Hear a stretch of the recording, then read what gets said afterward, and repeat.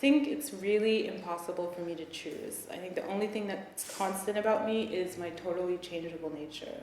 And I love extreme, so deserted beach and a packed club, I love absolutely the same.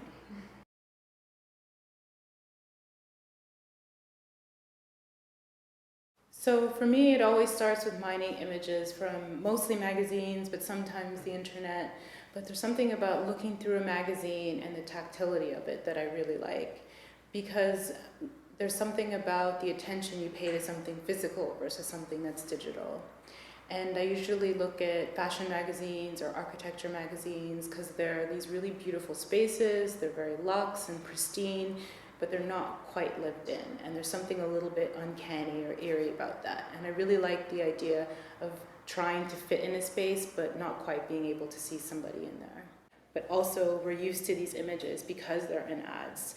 And so I want to play with sort of a vocabulary we're already kind of used to seeing. And the work itself, I almost think of as like an object.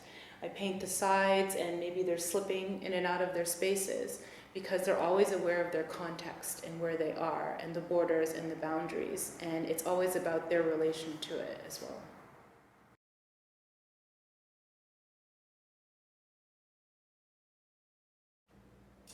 I think adaptability and shifting and growing and evolution can be fun, but it's also really exhausting physically and mentally.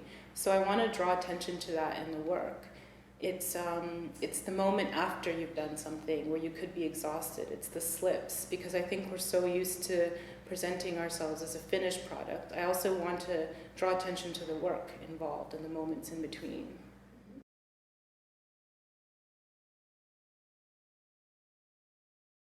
I think for me, as the child of immigrants, you're always aware of performance from when you're born. There's the how we act in this home versus how we act in the new country.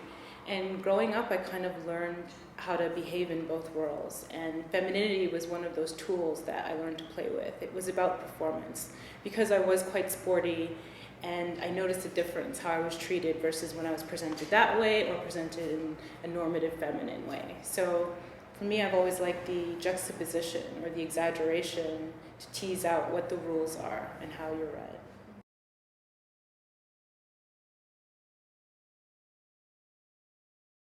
Yeah, I think we're really used to seeing the female body stand in for things throughout history, but also in contemporary life, and especially the female body of color.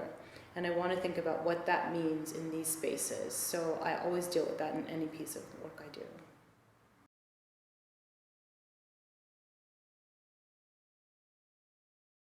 So in this piece, the figure has just sort of turned away from a traditional portrait.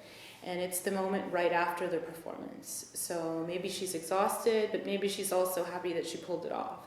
And we don't know. So there's this kind of tension of desire because we want to see her face. But then there's also refusal because she decides if we do or not.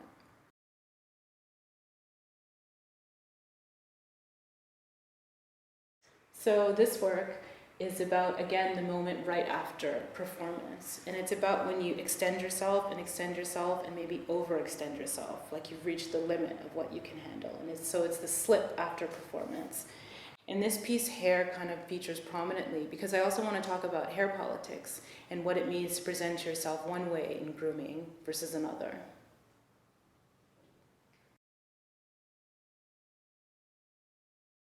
I think that we're all kind of savvy consumers now.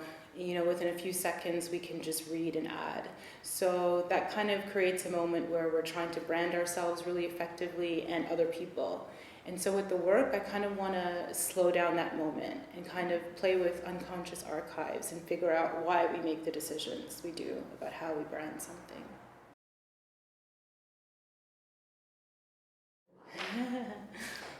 For sure, it is reversing time or pausing time, I think, because I don't have a really great sense of it and I'm always running out, so that would be super handy.